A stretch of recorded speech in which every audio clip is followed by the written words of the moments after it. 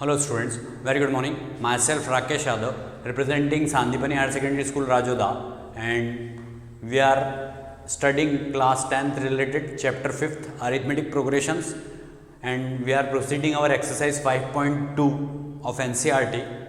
Up to question number 16 we have done. Today we are starting from question 17. So the question is, find the 20th term from the last of the AP 3, 8, 13, dash dash dash, 253.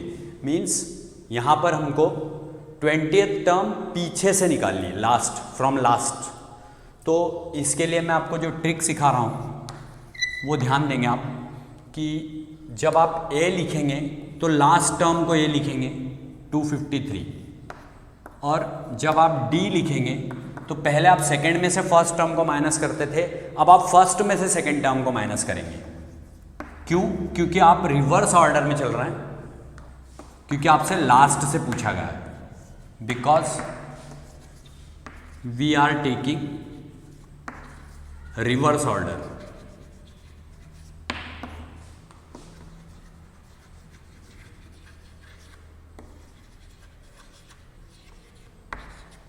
हम reverse order को लेकर चल रहे हैं, क्योंकि आपसे last से पूछा गया है तो आप इसको रिवर्स ऑर्डर में सॉल्व करेंगे.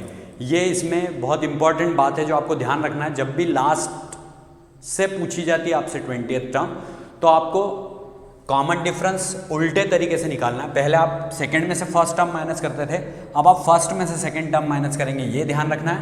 और फर्स्ट टर्म जो है वो लास्ट टर्म को लेना है, लास्ट टर्म को हम फर्स्ट टर्म लेकर के चलेंगे, और फिर A11 निकालेंगे, सॉरी A20 निकालेंगे, जो कि A प्लस 19D होगी. यहाँ जो फॉर्मूला यूज़ किया वो फॉर्मूला है AN is equal to A plus N minus 1 into D. Formula यही यूज़ करना है, लेकिन जो A और D है वो रिवर्स ऑर्डर में रखना है. रिवर्स ऑर्डर मतलब पीछे से. और कॉमन डिफरेंस जो निकालना है वो भी रिवर्स ऑर्डर में निकालना है. सेकंड माइनस फर्स्ट टर्म की जगह पर फर्स्ट माइनस सेकंड टर्म से निकालना है. जब भी लास्ट से हमसे 20th टर्म पूछी या कोई सी भी टर्म पूछी है तब, तो A20 निकालते समय हम A प्लस 19D, इस फॉर्मूले में N की जगह पर हमने 20 रखा, तो 20 माइनस 1 हो जाएगा तो 19D हो जाएगा. तो A और D की वैल्यू अब हम यहाँ पर पुट करेंगे, तो 253 प्लस 19 इंटू माइनस 5. तो जब आप 19 और माइनस 5 का इंटू करेंगे तो ये माइनस का 95 होगा. 5 9 ज़ा 45, 5 1 ज़ा 5 एंड 4 9. ये प्लस इंटू माइनस माइनस हो गया. अब 253 में से आपको 95 सब्ट्रैक्ट करना है, तो 1 यहाँ से कैरी करना पड़ेगा. 13 माइनस 5 इज 8, यहाँ 4 हो गया, तो 1 यहाँ से कैरी करना पड़ेगा. 14 minus 9 is 5 and here it is 1. तो ये आंसर आपका होगा 158. आप एक बार फिर से देख लीजिए. 1 यहाँ से कैरी किया, 13 माइनस 5 8, यहाँ 4 हो गया, तो 4 में से 9 सब्ट्रैक्ट नहीं होता, तो 1 यहाँ से कैरी करेंगे. 14 में से 9 गए तो 5 बचेंगे, फिर यहाँ पर 1 हो जाएगा. तो 158 जो है वो आपकी 20th टर्म होगी फ्रॉम लास्ट. तो आपको यहाँ लिखना पड़ेगा 20th term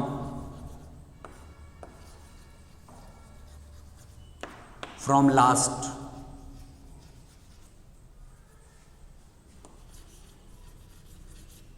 is equal to 158. वो टर्म 158 होगी. यही हमारा आंसर है. तो आपको लास्ट से आज मैंने कोई सी भी टर्म निकालना सिखाई एपी की, और उसके लिए फिर वापस मैं आपको रिमाइंड करता हूँ कि हमको जब रिवर्स ऑर्डर लेना होता है तो हम लास्ट टर्म को फर्स्ट टर्म लेते हैं, और कॉमन डिफरेंस पहले हम निकालते थे second term minus first term, तो अब हम निकालेंगे first term minus second term. बाकी पूरा सेम है, बाकी कहीं पर कोई चेंज नहीं है. वही फॉर्मूला यूज़ करना है और उसी टाइप से प्रोसीड करना है. This question number 17 is over. Now see our question number 18. The sum of the 4th and 8th terms of an AP is 24 and the sum of the 6th and 10th terms is 44. Find the first 3 terms of the AP. आपको यहाँ पर ये दिया है कि 4th और 8th terms का सम जो है एपी में वो 24 है, और साथ में sum of the 6th and 10th terms, मतलब 6th और 10th टर्म्स का जो सम है वो 44 है। तो आपको इस एपी की शुरू की 3 टर्म्स निकालनी है, दैट इज़ आवर एम। ये हमको इस पर फोकस करना है। अब इसके सॉल्यूशन में हम सबसे पहले लिखेंगे A4 plus A8 is equal to 24। A4 plus A8 is equal to 24। तो A4 को हम लिखेंगे A प्लस 3D, जैसा कि आप जानते हैं A प्लस n-1 यूज़ करते हैं हम, इंटू D करते हैं। तो 4 है तो 4 - 1 3 होगा, प्लस यहाँ पर लिखेंगे A प्लस 7D, क्योंकि यहाँ पर A प्लस n-1 से n की जगह पर 8 है तो 8 - 1 that is 7 into D is equal to 24। जो फॉर्मूला यूज़ किया है वो यहाँ पर हम लिखेंगे AN is equal to A plus n-1 into D। जैसा कि यहाँ पर 4 लिखा था तो 4 - 1 इसलिए 3D लिखा और A इसके साथ ऐड कर दिया। फिर यहाँ 8 लिखा था तो 8 - 1 दैट इज 7D, साथ में A था प्लस में, तो A plus 7D is equal to 24, जैसा कि क्वेश्चन में दिया है। तो A प्लस A 2A हो जाएगा, plus 3D plus 7D, 3D और 7D का अगर हम एडिशन करेंगे तो ये 10D हो जाएगा इज इक्वल टू 24। अब हम यहाँ से 2 कॉमन ले सकते हैं, तो 2 जब हम कॉमन लेंगे तो ये हो जाएगा A plus 5D is equal to 24।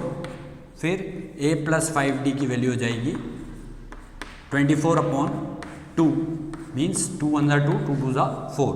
So A plus 5D is equal to 12 जो है वो आपकी फर्स्ट इक्वेशन बनेगी। ऐसे ही क्वेश्चन की सेकंड कंडीशन देखिए कि the sum, now A plus 5D is equal to 12 is the first equation. Now see our question second part, the sum of the 6th and 10th terms is 44। तो 6th और 10th term का सम हमको लिखना है 44। तो इसी फॉर्मूले को यूज़ करते हुए अब हम यहाँ पर लिखेंगे A प्लस 5D प्लस यहाँ पर लिखेंगे A प्लस 9D। क्यों? क्योंकि n की जगह पर हमारे पास 6 था तो 6 - 1 5 हो गया, यहाँ n की जगह पर 10 था तो 10 - 1 मीन्स 9 हो गया, इज इक्वल टू 44। और यहाँ पर जो फॉर्मूला यूज़ हुआ है वो फॉर्मूला हमको लिखना पड़ेगा AN is equal to A plus n-1 into D। जब इसको आगे फर्दर सॉल्व करेंगे तो A प्लस A 2A हो जाएगा, plus 9D plus 5D that is 14D is equal to 44। अब यहाँ पर भी हमको क्लियर पता चल रहा है कि 2 कॉमन ले सकते हैं हम, तो then we have to find to take 2 common from this equation. So after taking 2 common this will become A plus 7D, ये A प्लस 7D हो गया इज इक्वल टू 44। तो A प्लस 7D की वैल्यू जो है वो 44/2 हो जाएगी, 2 2 × 4, 2 2 × 4। तो A plus 7D is equal to 22, ये हमारी इक्वेशन सेकेंड हो गई। अब देखिए फर्स्ट इक्वेशन में A plus 5D is equal to 12 है, सेकेंड इक्वेशन में A plus 7D is equal to 22 है।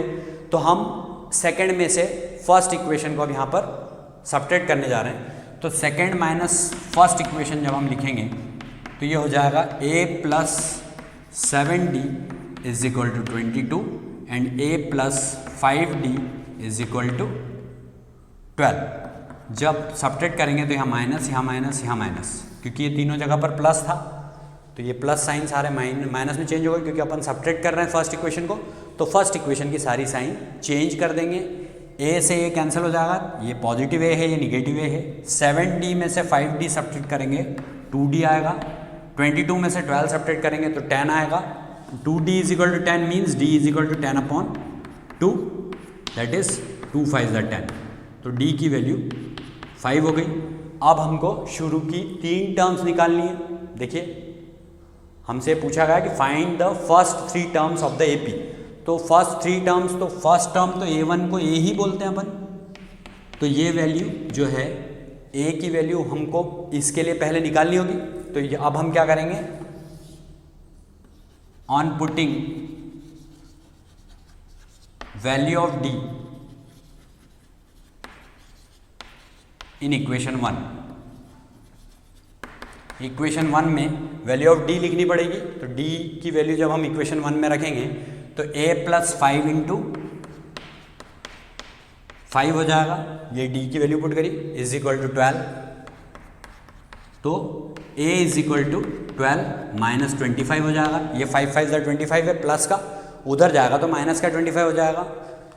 तो इससे a की वैल्यू हमारे पास आएगी, 25 में से 12 सब्ट्रैक्ट करेंगे तो 13 minus 1, because bigger digit having minus sign. अब एक जगह प्लस एक जगह माइनस होता है तो बड़े डिजिट का साइन लगाते हैं और बड़े में से छोटे डिजिट को सब्ट्रैक्ट कर देते हैं। तो बड़े डिजिट के आगे माइनस का साइन था, that's why our answer is negative 13। तो यहाँ a की वैल्यू माइनस 13 हो गई, तो ये हमारी फर्स्ट टर्म निकल गई। सेकेंड टर्म जो कि a प्लस डी होगी, तो a प्लस डी मतलब माइनस 13 प्लस 5, तो ये कितना हो जाएगा माइनस 8। इसके बाद में a3 जब हम निकालेंगे तो वो a प्लस 2d होता है, क्योंकि इसी फॉर्मूले को लगाया हमने। 2 लिखा तो 1d, 3 लिखा तो 2d, तो a plus 2d means minus 13 plus 10 plus 10, तो ये माइनस का 3 हो गया। माइनस 13 माइनस 8 और माइनस 3, ये हमारे तीनों आंसर्स हो गए जो कि हमसे पूछे गए थे कि शुरू की 3 टर्म्स हमको निकालनी। The starting 3 terms are minus 13 minus 8 and minus 3 respectively. So this question number 18 is over. Now see question number 19। Subba Rao started work in 1995। Subba Rao नाम का एक व्यक्ति है जिसने अपना वर्क जो स्टार्ट किया 1995 में एट एन एनुअल सैलरी। उसकी वार्षिक जो सैलरी थी वो थी ₹5000 and received an increment of ₹200 each year, और हर साल उसको इंक्रीमेंट होता है 200 रुपीज़ का। In which year did his income reach ₹7000। तो कौन से साल में जा करके उसकी इनकम जो है वो 7000 रुपीज़ हो जाएगी, ये हमसे पूछा है। मीन्स हमसे पूछा है इसमें n की वैल्यू, अपने अरिथमेटिक प्रोग्रेशन के हिसाब से यहाँ पर हमसे n की वैल्यू पूछी हुई है। सबसे पहले हम यहाँ पर लिखेंगे सॉल्यूशन में our first term that is starting salary. Starting salary is ₹5000, so a is equal to 5000 and d is equal to 200। ये आपको क्लियर दिया है कि हर साल उसकी इनकम कितनी बढ़ती है 200। जैसे फर्स्ट ईयर में अगर उसको 5000 है तो मतलब 95 में 5000 है तो 96 में जाकर के उसकी सैलरी कितनी हो जाएगी 5000 प्लस 200 मीन्स 5200। फिर अगले साल में 5200 में फिर 200 ऐड करेंगे तो 5400। इसलिए कॉमन डिफरेंस जो है वो 200 होगा और स्टार्टिंग सैलरी जो है वो फर्स्ट टर्म होगी। ये यहाँ पर लिख देंगे स्टार्टिंग सैलरी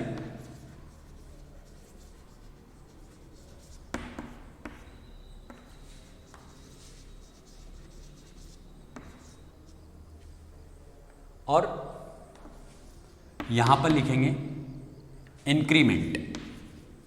इंक्रीमेंट जो है वो कॉमन डिफरेंस हो जाएगा। ये आपको इस टाइप का कोई सा भी क्वेश्चन आए तो आपको ये ध्यान रखना है कि स्टार्टिंग सैलरी फर्स्ट टर्म होगी और जो इंक्रीमेंट होता है उसका वो उसका कॉमन डिफरेंस हो जाएगा। अब हमको n की वैल्यू दे रखी है जो कि ₹7000 है, क्योंकि हमको n की वैल्यू नहीं मालूम है, यही हमको निकालना है, और an की वैल्यू हमको पता है। तो यहाँ पर क्या लिखेंगे लास्ट सैलरी। ये लास्ट सैलरी मीन्स हमसे ये पूछा गया है कि 7000 कब होगी, तो हम उसको लास्ट सैलरी मानेंगे, that is nth term we can say. तो यहाँ हम जो फॉर्मूला यूज़ करेंगे a plus n-1 into D is equal to 7000 use करेंगे, और यहाँ जो फॉर्मूला अप्लाई किया है उस फॉर्मूले को लिखेंगे an is equal to a plus n-1 into D. Now we can proceed with first term and common difference. The first term is 5000 and common difference is 200. तो 5000 हम a की जगह पर वैल्यू पुट करेंगे प्लस n-1 और इसके साथ में यहाँ पर 200 कॉमन डिफरेंसेस में मल्टीप्लाई करेंगे इज इक्वल टू 7000। अब n-1 के साथ में 200 मल्टीप्लिकेशन में है और 7000 माइनस 5000 हो जाएगा ये, because we are transposing it from LHS to RHS। हम इसको LHS से RHS में ले जा रहे हैं, तो ये पॉजिटिव था यहाँ पर, RHS में जाकर के निगेटिव हो जाएगा। 7000 minus 5000 is 2000, so 200 into n-1 is equal to 2000। अब जब n-1 की वैल्यू आएगी तो वो 2000 अपॉन 200 हो जाएगी, तो ये 2 0 से 2 0 कैंसिल हो गए और 2 10 20 हो गया। तो n-1 की वैल्यू कितनी हो गई? n-1 is equal to 10। n-1 is equal to 10 है, तो n is equal to 10 plus 1 हो जाएगा, तो n इज इक्वल टू 11। तो हम यहाँ लिखेंगे इन 11th ईयर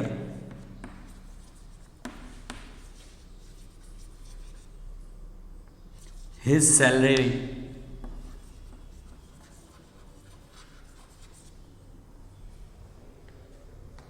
reach 7000। मतलब 11th ईयर में उसकी सैलरी ₹7000 हो जाएगी। तो इस तरीके से इस टाइप के क्वेश्चन को सॉल्व करना है। मीन्स हमको वर्ड प्रॉब्लम को देख करके सबसे पहले कोई हेजिटेशन नहीं होनी चाहिए। हमको जब इसको प्रोसीड करना है तो प्रॉपर तरीके से इसको फॉलो करते हुए चलना चाहिए कि कौन सी फर्स्ट टर्म लें, कौन सा कॉमन डिफरेंस लें और कौन सी nth टर्म लें। अगर ये सारी चीज़ क्लियर है तो फिर फॉर्मूला तो आपको पता है और इसके बाद में इसको सॉल्व करना बहुत ईजी हो जाता है। सिर्फ ये जो शुरू के कंसीडरेशन हैं ये आपको प्रॉपर तरीके से लेना है और वो क्वेश्चन के अकॉर्डिंगली लेना है। That you have to select according to the question that which term you will have to take on which place. This is only the important part for this question number 19. Now see question number 20. Ramkali saved ₹5 in the first week of a year. Means Ramkali जो है वो उसके साल के शुरुआत वाले सप्ताह में ₹5 बचाती है। Saved ₹5 and then increased और फिर बाद में बढ़ाती है उसकी वीकली सेविंग को by ₹1.75। मतलब ₹1.75 हर सप्ताह वो बढ़ाती जाती है उसमें जितना उसने पहले सेव किया उसमें। If in the nth week, अगर मान लीजिए nth वीक में उसकी वीकली सेविंग बिकम, हर वीकली सेविंग बिकम 20.75, उसकी वीकली सेविंग जो है वो 20.75 हो जाती है।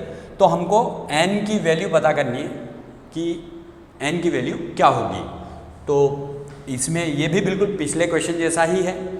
We have to proceed in that manner only in which we have done in our question number 19. In 20th question also this is only followed. Ramkali saved ₹5 means first term हमको यहाँ पर ₹5 लेनी है, ₹5, या इसको केवल 5 लिख दो क्योंकि अब हम इसको अरिथमेटिक प्रोग्रेशन में प्रोसीड कर रहे हैं। तो यहाँ पर लिख देंगे फर्स्ट सेविंग, ये फर्स्ट सेविंग है। इसके बाद में डी जो है वो 1.75 होगा common difference, because increased saving,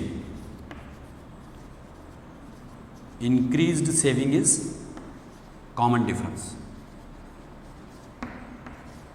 now what we have to do, we have to write here an is equal to 20.75, just like our previous question.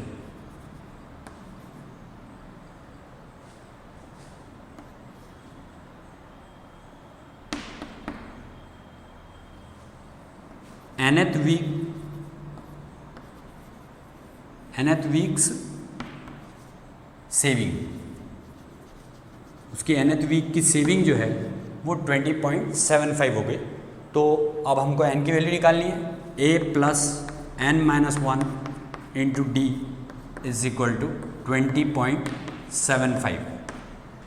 यहाँ पर हमको a की वैल्यू 5 पुट करनी होगी, plus n-1 means that we have to find the value of n only, into D is 1.75 is equal to 20.75 यहाँ हमको पहले reason mention करना पड़ेगा। ये we have applied here formula for A N is equal to A plus N minus one into D, A plus N minus one into D, this formula we have applied.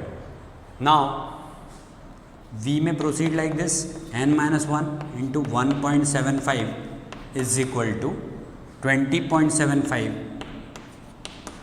Minus 5। ये 5 उधर जाएगा तो minus का 5 हो जाएगा, क्योंकि ये positive 5 है तो ये माइनस का 5 हो गया। Now 20.75 minus 5 will be 15.75, so this will become n minus 1